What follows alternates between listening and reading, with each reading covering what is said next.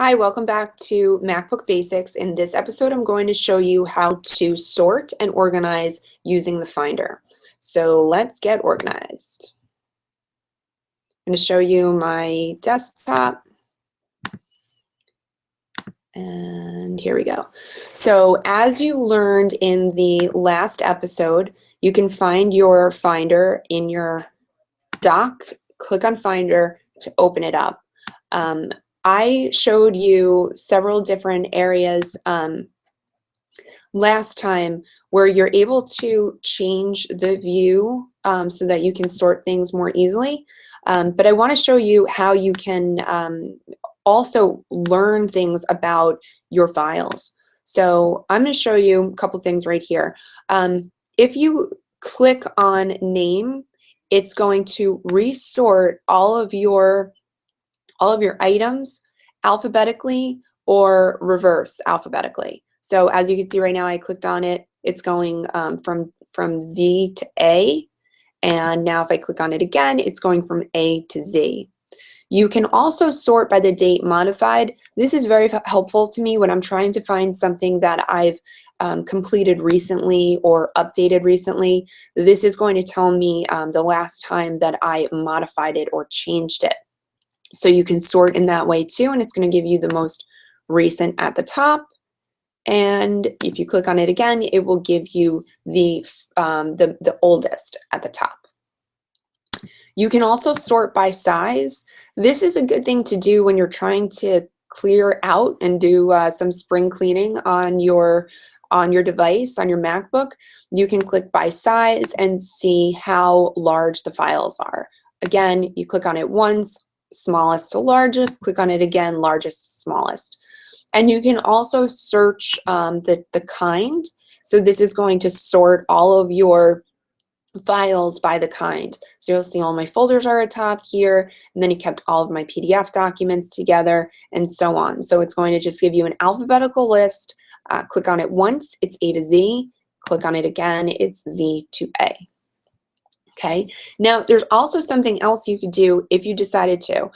You can control click on your MacBook, so you just hold down the control key and click on your trackpad or your mouse, and here are your options. You can check off any of these items to have additional columns. So if you wanted to see the date that you created something, the date it was last opened, date added, version, comments, etc., you have the opportunity to click on it and add that column in. So I'll click on date added, and now you see I have another column here.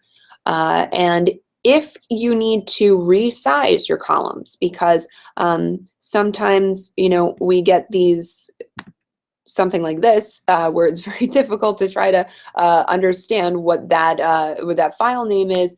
Of course, you can pull this out just by going, there's lines that separate each column, hover over it with your mouse until your cursor becomes a vertical line with two arrows, and then just click and drag left and right to resize the width of any of your columns.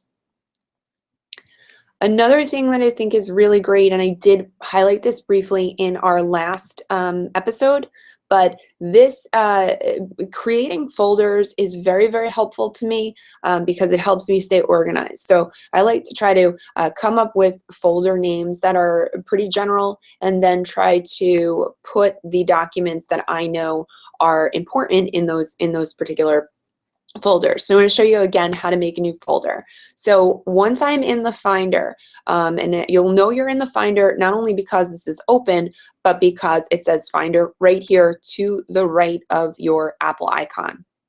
You click on the word File, and then you can go to New Folder.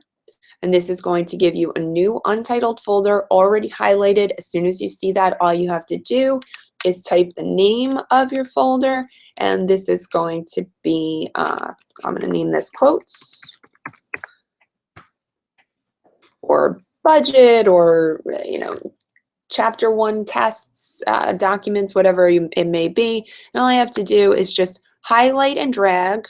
Okay, so I did that with my mouse, highlight and drag up and down without letting go of the track button. And then you can click and drag into that folder. And once it highlights, you just drop it in. So I'm going to go back.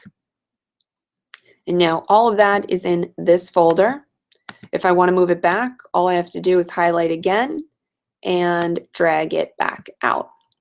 Another way you can highlight is if you hold the Command key, which is to the left and right of your space bar, while you click on different titles, you can choose just some titles. Instead of doing each one by one and dragging it in, you can choose some of your files and then pull them into that new file and let them go. Or you can hold the Shift key by clicking the first one and the last one, holding down the Shift key, and it highlights everything in between. From that first one to the last one, it highlights everything in between, and then you can take that and you can drag that into your folder as well. You can make subfolders within if you wanted to, so all you'd have to do is click on the folder that I just made, go up to File again, make a new folder, and then I can organize within this folder if I wanted to narrow down my search within that folder. Okay, so I'll just call that new. And that is pretty much it right there for tips to organize and also to sort. So I'm just going to recap quickly. Again, if you are in any of these documents, desktop downloads, sorting by clicking on the title of the column, you can sort A to Z, first to last, lowest to highest, highest to lowest, or group by kind. If you want to add additional columns, click the Control key and click your mouse or trackpad, and you can check off any of these other options to create a new column. And then again, to create a new folder, you're going up to the top, down to new folder. It's highlighted already. All you have to do is type the new name and hit return. And to drag, you highlight and drag, or hold down the Command key and click on files that are not necessarily next to each other and drag them in. Or you can also do the highlight, hold down the Shift key, click on the last one while holding down the Shift key. It's going to highlight everything in between, and you can take that and drag that in as well. That is our quick tutorial, MacBook Basics, showing you how to use the Finder to sort and organize your documents and files. Thank you very much for joining me. I'll see you again next time.